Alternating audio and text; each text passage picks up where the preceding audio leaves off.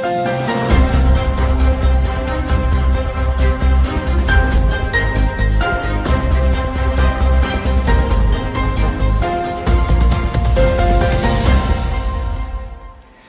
علیکم.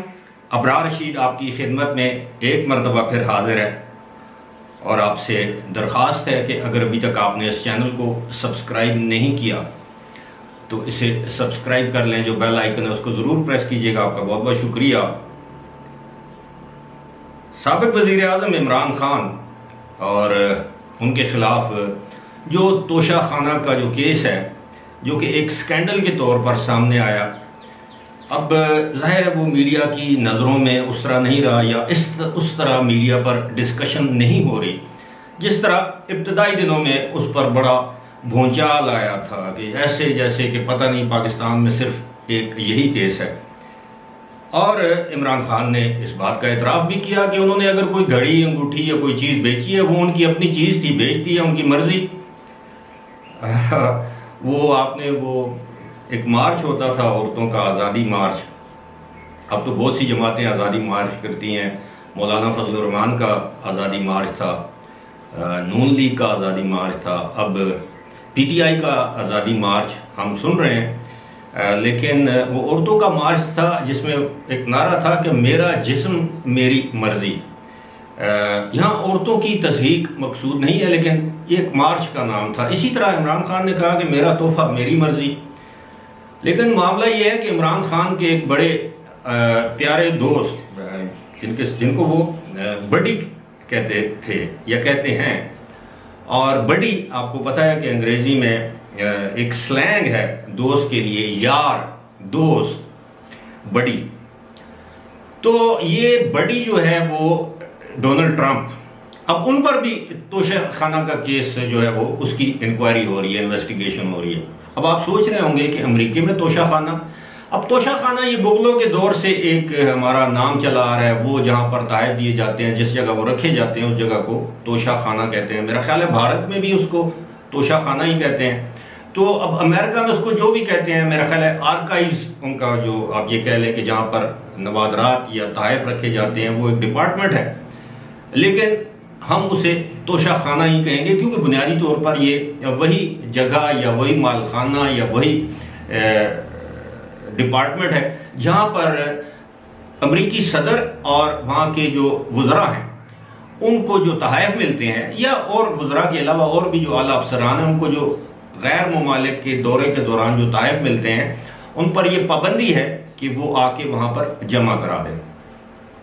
اچھا، میں یہاں پر آپ کو یہ بتاتا چلوں کہ امریکی قوانین کے مطابق امریکی صدر بھی $415 مالیت سے کم کا تحفہ یا $415 مالیت تک کا تحفہ اپنے پاس رکھ سکتا ہے. اگر اس تحفے کی مالیت، اس گفٹ کی مالیت $415 سے زیادہ ہے تو امریکی صدر یا وہاں کا کوئی بھی عہدیدار، اعلیٰ عہدیدار، وہ تحائف یا تحفہ اپنے پاس رکھنے کا مجاز نہیں ہے. اس کو غیر قانونی سمجھا جاتا ہے. اب معاملہ کیا ہے؟ معاملہ یہ ہے کہ عمران خان کی طرح ہی ڈونلڈ ٹرمپ نے بھی وہی کام کیا کہ ان کو جو تحفے ملے وہ غائب ہیں، ان کا کوئی ریکارڈ نہیں ہے. ابھی تک یہ وثوق سے نہیں کہا جا سکتا کہ ان تحفوں کو بیچ دیا گیا ہے، لیکن اتنا ضرور کہا جا سکتا ہے کہ وہ تحفے جو ہیں وہ اب ڈونلڈ ٹرمپ کے زیر استعمال ہیں یا ان کے پاس ہیں. اور یہ تحفے انہوں نے جو اپنی صدارت کے آخری سال یعنی 2020 میں جو تحفے وصول کیے، یہ تحفے انہوں نے زیادہ تر جو تحائف ہیں وہ انہوں نے سرکاری مال خانہ یا توشہ خانہ جسے آپ کہہ سکتے ہیں وہاں جمع نہیں کروائے. اب اس کے جو مبینہ طور پر جو خرد برد ہے اس کی تحقیقات کی جا رہی ہیں، یہاں تک کہ ان کی جو کانگریس کی جو ایک کمیٹی ہے، سب کمیٹی ہے، وہ بھی اس کی تحقیقات کر رہی ہے کہ جناب یہ تحائف گئے کہاں. نہ تو ان کی مالیت کا لگوائی گئی، نہ ان کی مالیت کا پتہ ہے. انہوں نے اپنا جو ڈپارٹمنٹ آف آرکائیوز تھا اس سے معلوم کیا، انہوں نے کہا جی یہاں پہ تو کچھ بھی نہیں ہے. یہی نہیں، اب میں بتاؤں گا کہ ان کو جن تحائف کا ذکر کیا جا رہا ہے وہ کون سے تحائف تھے یا ان کی کتنی مالیت ہو سکتی ہے.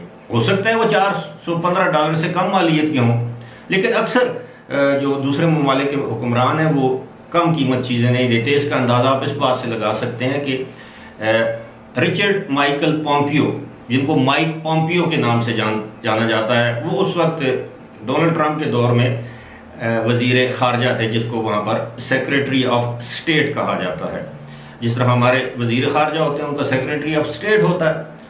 اب یہ جو مائک پومپیو ہیں یہ پہلے سی آئی اے کے ڈائریکٹر بھی رہ چکے ہیں، یعنی ان کی سی آئی اے کے سربراہ رہ چکے ہیں. اب کہا یہ جاتا ہے کہ مائک پومپیو کو کسی بیرون ملک دورے کے دوران کسی سربراہ نے یا ان کے کسی ہم منصب نے، وزیر خارجہ نے، شراب کی ایک بوتل دی جس کی مالیت بنتی ہے $5,800. اب آپ اندازہ کیجئے $5,800. اب اس کو آپ 200 سے ضرب دے دیں تو یہ رقم کہاں پہ چلی جاتی ہے؟ لاکھوں میں. تو وہ جب ان سے استفسار کیا گیا، پوچھا گیا کہ جناب وہ شراب کی بوتل کہاں ہے، انہوں نے کہا جی مجھے تو نہیں معلوم بوتل کتنے کی تھی اور اب کہاں ہے. اب ظاہر ہے بوتل تو کہیں موجود ہوگی ممکن ہے، لیکن بوتل کے اندر جو شراب تھی اب انہوں نے یہی کہنا تھا کہ جی مجھے نہیں معلوم. ظاہر ہے انڈھیل لی ہوگی، کسی پارٹی میں استعمال کر لی ہوگی یا جو بھی ہے، یا ممکن ہے ان کے پاس موجود ہو ایز اے سووینئر. اب یہ ایک عجیب سا معاملہ ہے.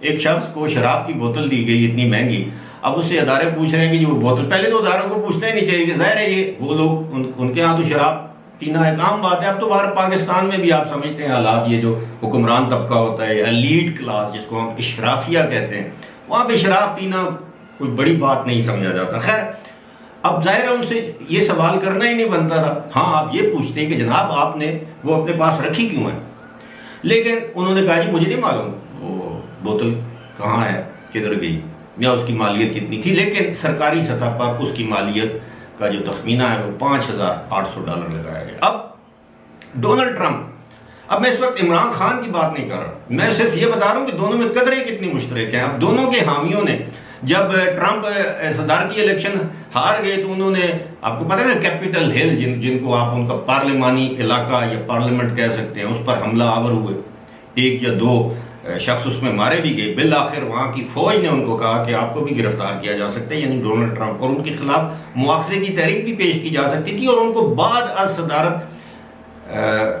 گرفتار بھی کیا جا سکتا ہے. یہاں تک کہ ٹویٹر نے ان کا اکاؤنٹ سسپینڈ کر دیا، معطل کر دیا. وہ اس طرح کے بیانات دے رہے تھے جس طرح ہمارے سابق وزیر اعظم آج کل یا ان کے حواری آج کل بیانات دے رہے ہیں، بالکل اسی طرح. اور بھی بہت سی چیزیں مشترک ہیں، لیکن وہ چونکہ ذاتیات کا معاملہ آ جاتا ہے میں اس میں نہیں جانا چاہتا. لیکن آپ سب سمجھتے ہیں کہ ڈونلڈ ٹرمپ اور ہمارے سابق وزیر اعظم اور بورس جانسن اور نریندر مودی میں بہت سی چیزیں مشترک ہیں. میں جو ذاتیات کے بغیر جو چیزیں مشترک ہیں میں ان کا ذکر کر دیتا ہوں. وہ یہ ہے کہ مطلب ذاتی کردار کے علاوہ جو چیزیں مشترک ہیں وہ یہ ہے کہ دونوں نے اپنے دور میں میڈیا کی ایسی تیسی کی، صحافیوں کو ان کے منہ پر برا بھلا کہا، چینلز کے مالکان کو گالیاں دی.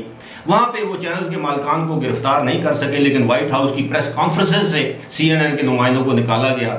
ان کو کہا گیا کہ آپ فیک نیوز دیتے ہیں، آپ بکے ہوئے ہیں، جس طرح عمران خان کرتے تھے.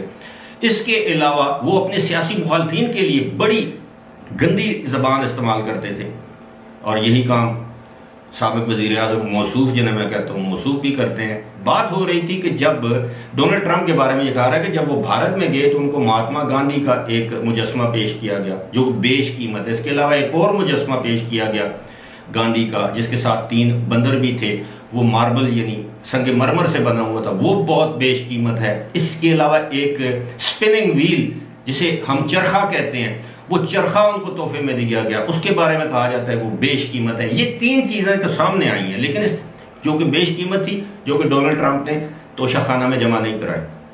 لیکن اب تحقیقات ہو رہی ہے کہ یہ صرف 3 چیزیں نہیں ہیں، اس کے علاوہ بے شمار تحائف ہیں جو ان کو دیے گئے اور انہوں نے مال غنیمت سمجھ کے اپنے پاس رکھ لیا اور یہی کہا ہوگا کہ میرے تحفے میری مرضی. فی الحال اسی کے ساتھ مجھے دیجیے اجازت. خدا حافظ.